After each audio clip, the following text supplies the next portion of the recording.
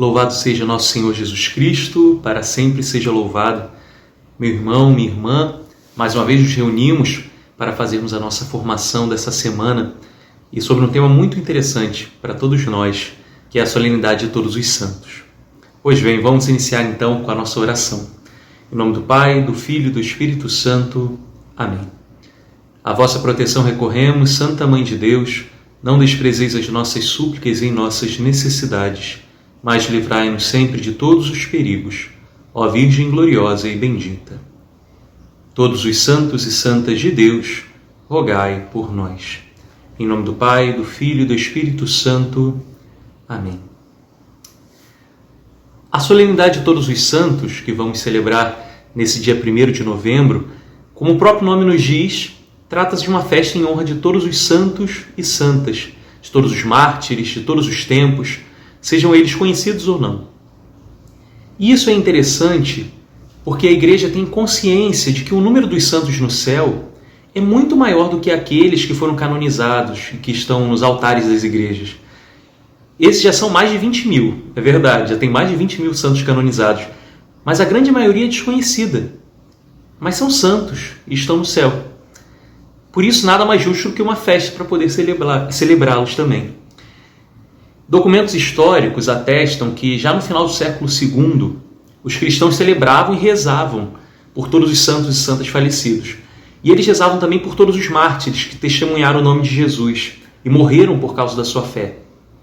Nesse tempo, como já sabemos, os imperadores romanos realizaram grandes perseguições a todos os cristãos e milhares de cristãos, então, foram martirizados. Por isso, nos primeiros séculos da Igreja, os santos eram aqueles que tinham testemunhado a fé através do martírio. A santidade, então, estava muito vinculada à ideia do martírio.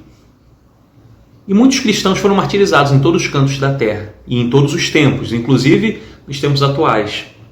Aqui no Brasil pode ser muito difícil vermos algo assim, mas em muitos lugares no mundo hoje ainda temos a intolerância religiosa que leva à perseguição, que leva ao martírio de irmãos na fé.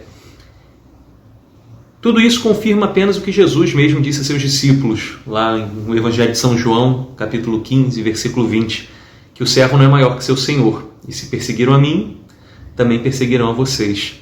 Mas tende coragem, eu venci o mundo. Com o fim dessas grandes perseguições, no período romano, a santidade passa cada vez mais a se interpretar de maneira mais ampla. Assim, não apenas os mártires poderiam ser chamados de santos, mas também tantas outras pessoas que não foram perseguidas ou assassinadas por causa da fé, mas que souberam amar a Cristo profundamente e se assemelharam a Ele em suas vidas. Que afinal de contas a santidade é isso, é nos assemelharmos a Cristo. Assim, a quantidade de santos se torna enorme e seria impossível destinar então um dia para celebrar cada um deles. Por essa razão, a Igreja resolveu então homenageá-los numa data especial. Os primeiros sinais concretos dessa celebração foram encontrados já em Antioquia, no domingo após o dia de Pentecostes, que São João Crisóstomo já fala dessa celebração. Nos séculos seguintes, essa festa de Todos os Santos vai se espalhando e chega até a Europa e começa a ser celebrada oficialmente no ano de 610 depois de Cristo. E aconteceu numa data muito especial e é interessante. Foi quando o Papa Bonifácio IV fez a dedicação do Panteão em Roma, que acredito que alguns talvez já tenham ido a Roma ou já tenham ouvido falar, era um antigo templo pagão em que se adoravam todos os deuses. E ele aproveitou essa ocasião, dedicou o Panteão, cristianizou o Panteão, dedicando ele a Nossa Senhora e a todos os santos e santas da Igreja. E isso é algo interessante porque a Igreja ela tem um papel muito interessante de aprimorar as culturas. Em alguns momentos isso pode ser interpretado de uma maneira meio errada, mas o papel da Igreja ao longo dos séculos foi de, aproveitando o que há de bom nas culturas, cristianizar essa cultura, para que assim Cristo pudesse reinar também naquela cultura. Essa é a verdadeira enculturação da Igreja. Ela se aproveita do que há de bom e assim coloca a verdade de Cristo ali. E foi o que aconteceu. O Panteão, então, que era um templo construído pelos pagãos para adorar os deuses, tornou um templo dedicado a Nossa Senhora e a todos os santos. Nessa época, a festa de Todos os Santos começou a ser celebrada no dia 13 de maio.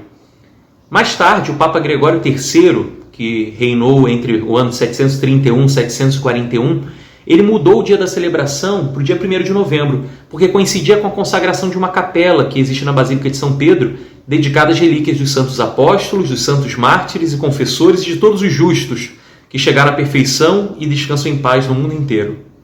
Esse era o título, né, da dedicação. E na época do imperador Carlos Magno, já no século IX, a festa então já era celebrada por toda a extensão da igreja.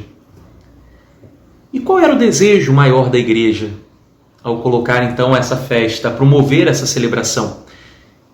Era instituir uma devoção cada vez maior a todos os santos, pois todos os fiéis, cada um de nós, somos chamados ao seguimento de Jesus.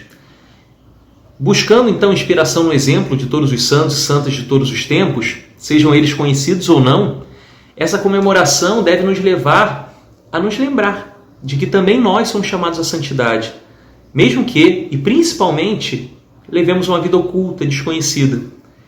Talvez nós não vamos ser reconhecidos como uma Santa Teresinha, como um São João Bosco, como um São Judas Tadeu. Não vamos ter talvez uma igreja dedicada a nós, mas nós somos chamados à mesma santidade que eles viveram. E assim nós somos chamados a irmos ao céu. Essa festa também nos traz uma outra convicção que é não menos importante. O fato de que nós vivemos a comunhão dos santos. E essa é uma verdade da nossa fé, no nosso credo nós rezamos. Isso quer dizer que os fiéis que ainda estão neste mundo recebem a intercessão de todos os santos que estão no céu. Tanto nós que estamos na terra, quanto aqueles que já estão no céu, fazemos parte de um só corpo, que é o corpo místico de Cristo. Todos os santos que já estão na glória de Deus querem que nós também alcancemos a vitória e o bem supremo, que é a vida eterna na presença maravilhosa de Deus. E por isso eles intercedem por nós. A intercessão dos santos e a devoção aos santos não deve ser algo que simplesmente uma superstição para conseguirmos coisas, para conquistarmos bens, enfim. Mas a intercessão, o maior desejo dos santos, e nós falamos isso da devoção à Nossa Senhora também, é que nós alcancemos a santidade. Esse é o nosso objetivo maior.